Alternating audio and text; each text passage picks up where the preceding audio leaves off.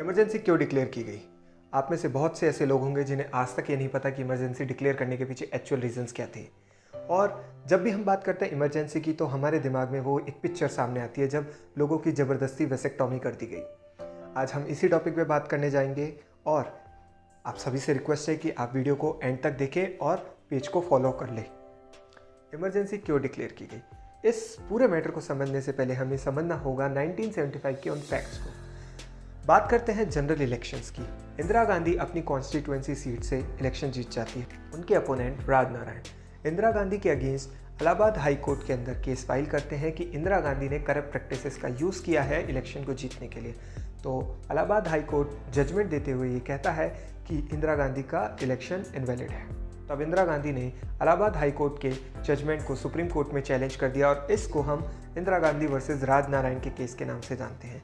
एक landmark judgement है और अपने पॉइंट्स ये रखे कि जो इलाहाबाद हाई कोर्ट का जजमेंट है वो क्वेश्चन किया जाना चाहिए और किसी भी तरीके की करप्ट प्रैक्टिसेस का यूज़ नहीं किया गया है इंदिरा गांधी के थ्रू इलेक्शन को जीतने के लिए। अब टाइम आता है इंटरिम ऑर्डर पर जजमेंट देने का। तब सुप्रीम कोर्ट के ऑनरेबल जस्टिस कृष्णन अय्यर ने जजमेंट देते हुए कहा कि हम हाई कोर्ट के ऑर्डर को स्टे करेंगे जब इंदिरा गांधी किसी भी तरीके की पार्लियामेंट्री प्रोसीडिंग में पार्ट नहीं लेगी।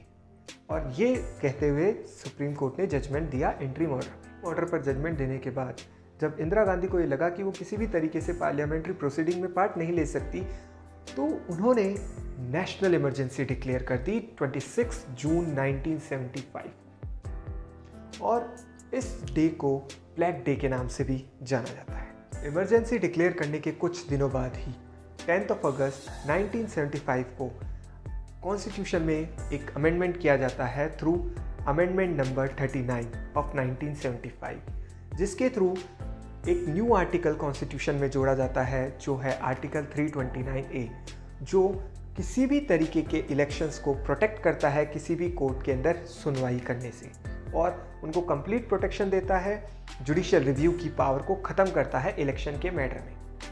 जब सुप्रीम कोर्ट को लगा कि ये जो अमेंडमेंट है वो बेसिक स्ट्रक्चर डॉक्ट्राइन का वॉयलेशन है, नेक्स्ट डे 11 अगस्त 1975 को अपनी प्रोसीडिंग को कंटिन्यू किया और दोनों पार्टीज़ को फाइनली सुना और सुनने के बाद सुप्रीम कोर्ट ने जजमेंट दिया कि जो इलेक्शन है इंदिरा गांधी का वो वैलिड है, लेकिन जो अमेंडमेंट किया गया है आर्टिकल 329A के थ्रू वो अमेंडमेंट बेसिक स्ट्रक्चर डॉक्ट्राइन का वॉयलेशन है।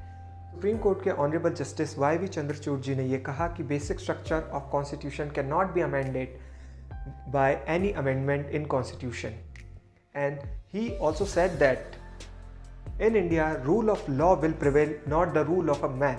तो फाइनली सुप्रीम कोर्ट ने जजमेंट दिया कि इंदिरा गांधी का इलेक्शन वैलिड है और clause 4, 5 of article 329A unconstitutional है क्योंकि वो doctrine of rule of law और बेसिक स्ट्रक्चर ऑफ कॉन्स्टिट्यूशन का वायलेशन है। और सुप्रीम कोर्ट ने ये भी कहा कि किसी भी अमेंडमेंट के थ्रू जुडिशियल रिव्यू की पावर को ख़त्म नहीं किया जा सकता क्योंकि वो एक इनहेरिट पावर है कॉन्स्टिट्यूशन में के अंदर। और सुप्रीम कोर्ट ने ये भी कहा कि फेयर एंड ट्रांसपेरेंट इलेक्शन के लिए ज़रूरी है कि सुप्रीम कोर्ट की जुडिशियल रिव्यू की पावर इलेक्शन के मैटर में रहे। तो ये रीज़न था जिसके कारण इंदिरा गांधी को इमरजेंसी डिक्लेयर करनी पड़ी।